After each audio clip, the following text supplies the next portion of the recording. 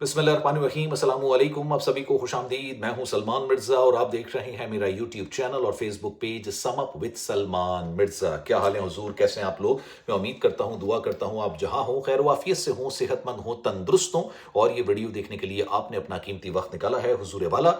Video के आगाज़ में तहे दिल से आप सभी का मैं शुक्रिया अदा करता हूँ। जनाब, रात गए पुलिस ने गुलिस्तान जौहर ब्लॉक 1 समेत कई मकामात पर छापे मारे और इन छापों के दौरान 18 अफराद को हिरासत में लिया गया।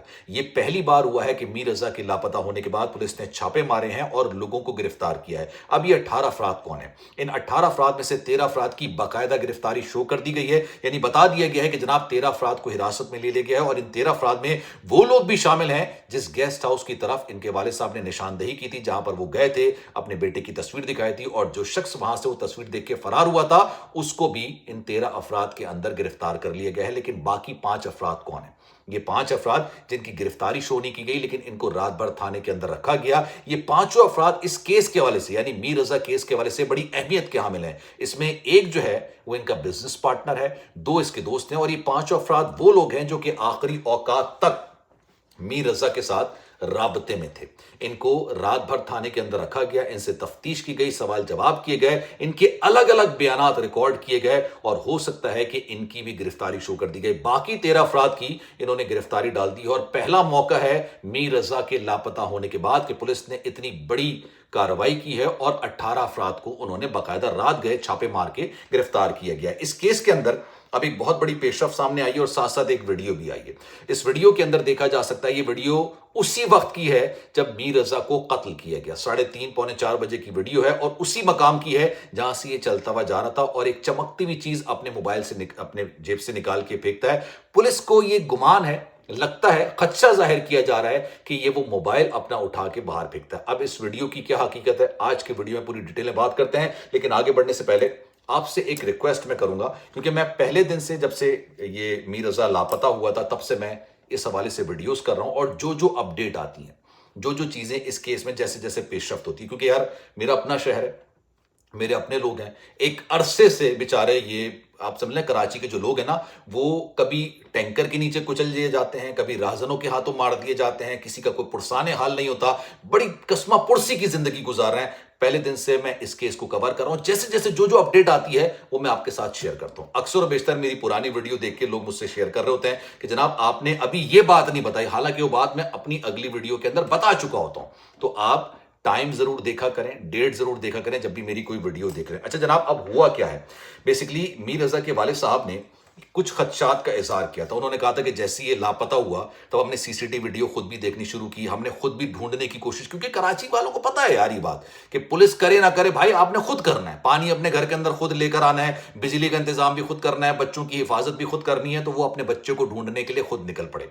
गुलिस्तान जौहर ब्लॉक 1 की तरफ गए तो वहां पर एक गेस्ट हाउस है और ये बड़ा पुरस्कार किस्म का गेस्ट हाउस है, गैर कानूनी है, मतलब वहां पर गेस्ट हाउस बनने की इजाजत नहीं है, किसी सियासी सरपरस्ती में वो गेस्ट हाउस बनाया गया है। क्यों बनाया गया है, किस लिए बनाया गया है, ये मैं आपको बताने की जरूरत यहां पर है नहीं, आप बेहतर तरीके से समझ सकते हैं।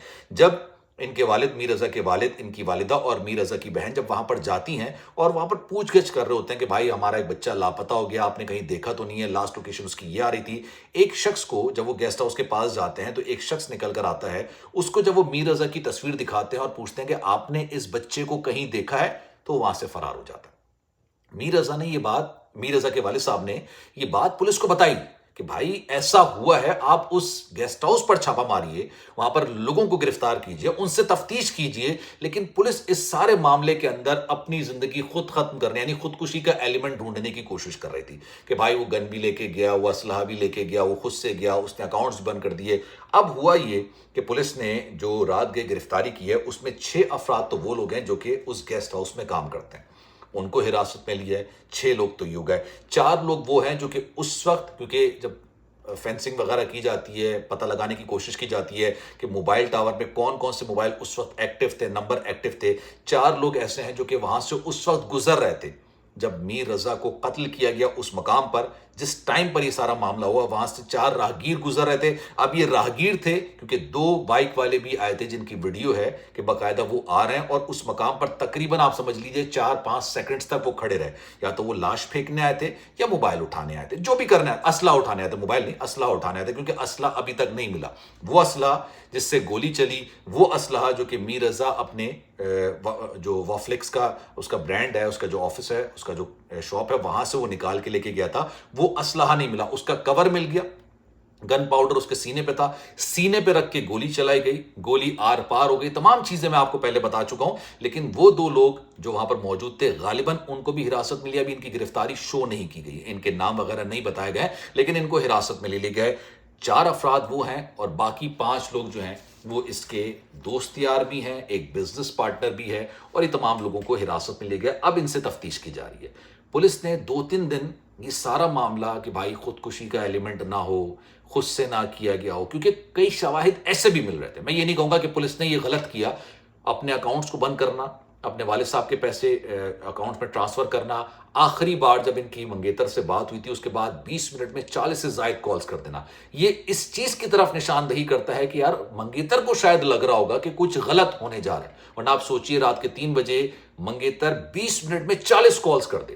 یار 1 2 3 5 10 اس سے زیادہ نہیں کوئی کال کرتا. انسان کو اندازہ ہو جاتا ہے کہ سامنے والا سو گیا ہوگا, لیکن اس کو شاید یہ لگ رہا ہوگا کہ کچھ نہ کچھ غلط ہو رہا ہے, کچھ نہ کچھ مسئلہ ہو رہا ہے. میر رضا ہو سکتا ہے کوئی پرابلم ہو. اس کے ساتھ ساتھ جو ڈرائیور ہے, ان ڈرائیو کا جو ڈرائیور ہے, اس کا بھی بیان ریکارڈ کر لیا گیا. اس نے بھی اپنے بیان کے اندر یہ بات کہی ہے کہ میر رضا بیسیکلی جب وہ گاڑی کے اندر آ کے بیٹھا تو ایسا نہیں لگ رہا تھا کہ وہ پریشان ہے, ایسا نہیں لگ رہا تھا کہ بھائی اس کو کوئی مسئلہ ہے, کوئی پریشانی ہے, زندگی سے ہارا ہوا ہے, اپنی زندگی ختم کر سکتا ہے, کیونکہ انسان کی بات چیت سے انداز ہو جاتا ہے. وہ مستقل ڈرائیور کو یہ اصرار کر رہا تھا کہ آپ گاڑی تھوڑا تیزی سے چلائیے کیونکہ مجھے ایک میٹنگ میں جانا ہے اور میں میٹنگ کے لیے لیٹ ہو رہا ہوں. تو ان ڈرائیو کے جو ڈرائیور تھے انہوں نے رسپونڈ کیا کہ بھائی یہ گاڑی اتنی چل سکتی ہے, آلٹو گاڑی ہے, اس سے زیادہ سپیڈ میں بھگا نہیں سکتا گاڑی.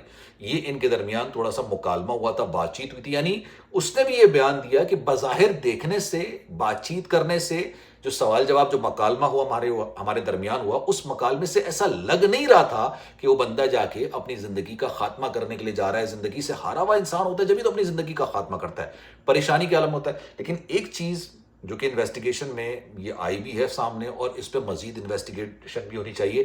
7 سے 8 کروڑ کا مقروض تھا. یہ اس نے ڈیجیٹل کرنسی میں انویسٹمنٹ کی ہوئی تھی, نہ صرف خود انویسٹمنٹ کی ہوئی تھی بلکہ لوگوں سے انویسٹمنٹ کرائی ہوئی تھی. ایک ان کا دوست ہے جو کہ بیرون ملک رہتا ہے, اس سے 75 لاکھ روپے اس نے لیا تھا, اور وہ 75 لاکھ روپے انویسٹمنٹ کے لیے لیا تھا, لیکن آج تک اس کو ایک پیسہ بھی پروفٹ کے طور پر نہیں دیا گیا. باقی جو دوست تھے, باقی جن کے پیسے لگائے گئے 2025 سے لے کے ابھی تک, اس کو اپنا جو کاروبار ہے اس میں نقصان ہو رہا تھا. اب کس سینس میں ہو رہا تھا, یہ تمام چیزیں انویسٹیگیٹ ہونی چاہیے. لیکن یہ کیس جیسے جیسے آگے بڑھا ہے چیزیں نکل کر سامنے آ رہی ہیں. آئی ہوپ اینڈ آئی وش, اور ہم سب یہ دعا گو ہیں یار کہ اس بچے کو انصاف ملے, اس کے گھر والوں کو انصاف ملے. اکلوتا بچہ تھا, اس کے ماں باپ, اس کی بہن, اوبیسلی انہوں نے اپنی زندگی کا سب سے بڑا سرمایہ کھویا ہے. اس لڑکی جو اس کی منگیتر تھی, اس نے اپنا سب سے بڑا سرمایہ کھویا ہے.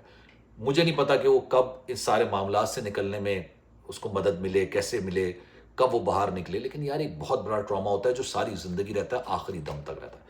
آپ کی رائے کیا ہے؟ کامنٹ سیکشن میں بھی رائے کا اظہار ضرور کیجیے گا. خیال رکھیے گا اپنا. اللہ حافظ.